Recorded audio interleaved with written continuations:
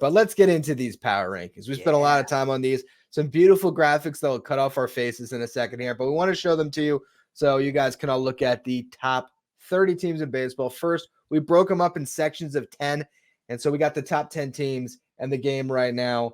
No surprise at the top with the Braves. Cleveland Guardians with a massive jump from 16 to 2. Yankees from 9 to 3. Phillies up there at number 4. One of the things that I noted when I wrote the article was that we would have expected the top 6 teams to include the Braves, the Yankees, the Phillies, the Dodgers, the Orioles, but would not have expected Yankees and Phillies over Dodgers and Orioles. Granted, we're early in the year. A lot can change. The one I want to talk about, though, is 7 and 8. 2 teams that are going to match up later this week, the Cubs and the Brewers. So that's going to be our first talking point here off our power rankings. Who's better, the Cubs or the Brewers? What do you got? What's your gut reaction? We had the Cubs ahead of the Brewers in the rankings, but do you agree with us? Are the Cubs the better team right now?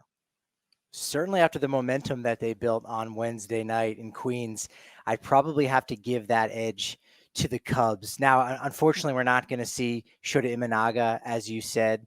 We're not going to see Freddie Peralta. We are going to have a great matchup of relief pitchers, Keegan Thompson and Brian Hudson, 2 guys combined with 20 innings and giving up like 1 run the entire season. So the pitching matchups, I think, lack a little bit of luster. But again, head to head, I don't know how the Brewers are doing this. Let's face it. Like you look at their roster right now, and it's so much about players that are on the IL, from Wade Miley to DL Hall, Jacob Junis, who was a nice little pickup in free agency during the offseason, Devin Williams, Christian Yelich, Garrett Mitchell, and yet they are hanging right there. So I think that bodes well for them to get these contributions from their players, but the Cubs are doing it right now. The starting pitching is continuing to roll along after a rough start through the first 3-4 weeks of the season. So I would have to give the edge right now to the Cubs. And this series is going to be played in Chicago, where the Cubs have been on the road a lot. They're 10-3 in their 13 games at home. So I think they're the better team, and I think they're going to come out better this weekend in the Cubs-Brewers matchup. When we started this season, I ranked the Cubs as the best team in the Central, and they still remain the best team in the Central from our latest update. I do believe that the Cubs are the better team because ultimately, as we get deeper into the season, I just trust the pitching. I mean, they're doing all this without Justin Steele. When you get Justin Steele back on top of Shota Imanaga, what they've got from Javier Assad, like they have a really good rotation. Even Jamison Tyone had a great game, the other night battling Luis Severino. But the Brewers are this interesting team where I counted them out. I mean, if you look on that graphic again, how many they jumped 13 slots. So I had them in the bottom 10 teams going into the season because I was like, all right, Corbin Burns is out, Brandon Woodruff is hurt, Devin Williams is out. They don't have enough pitching. And somehow they're doing it. And you look at just this lineup, William Contreras, we've talked about on this show, great start to the season. Willie Adames bouncing back in a big way. Bryce Terang, 14 stolen bases. Is that leading the league? I think it might be. Blake Perkins with a 130 WRC plus. Rhys Hoskins, been a consistent run producer. Not to mention Joey Ortiz. They just have so many plus hitters on this team, and they play outstanding defense. I think that's helping them overcome their pitching a little bit. While I think the Cubs are ultimately the better team, the Brewers are going to hang around this year. I don't think that the Cubs are going to run away with this division. The Brewers are basically the Tampa Bay Rays of the NL Central or of the National League in general, right? Because they're doing it with guys you haven't heard of. Like let's face it, right? And we'll talk about some more guys in the second half of the show that have been surprises through the first month. But if you're looking at the top 12 players on their baseball reference page right now, you're not going to recognize a ton of faces. Jacob Koenig, Brian Hudson, Blake Perkins, Bryce Wilson. They also have contributions from a gentleman who we'll see in this series this weekend, Tobias Myers. He is the only Tobias in the history of baseball.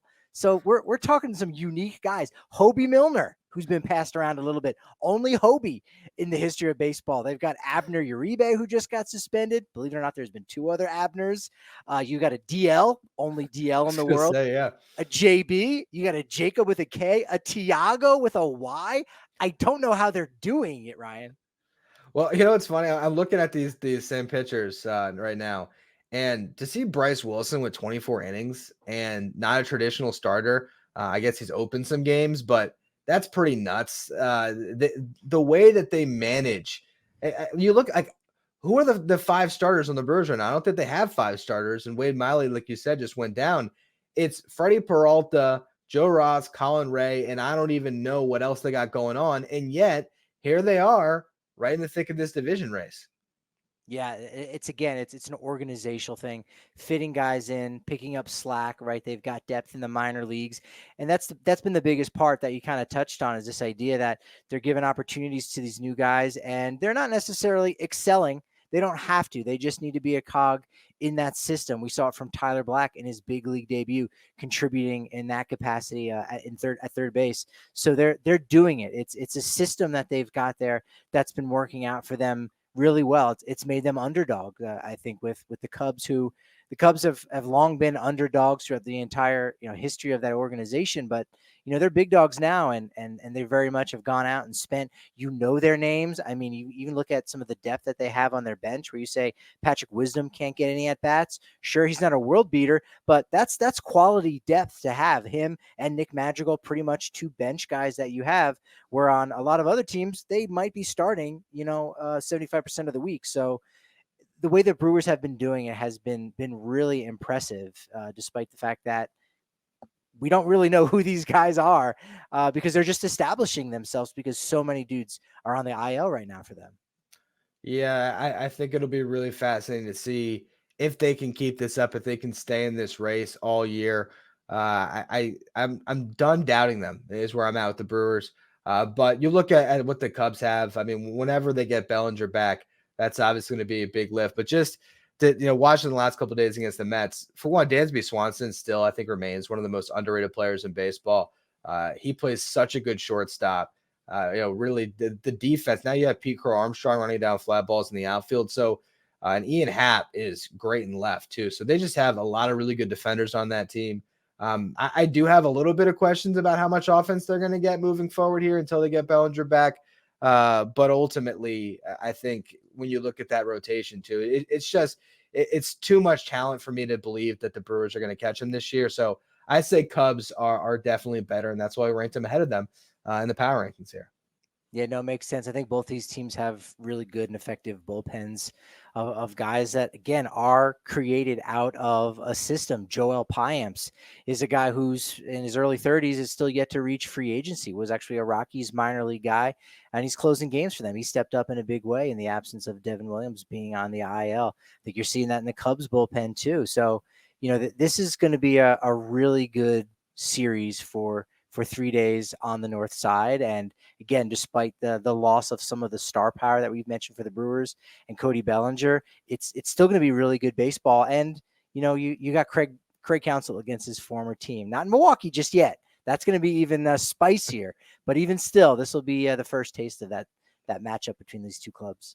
Yeah, that's going to be a lot of fun to see how much I'm sure it'll be more of a talking point before the game start. We're never going to actually see anything boil over with Craig Counsell, but that is definitely a storyline that'll keep coming up throughout the year, especially if it is down the wire, these two teams battling out for this division. It does feel like they really are the best in the Central.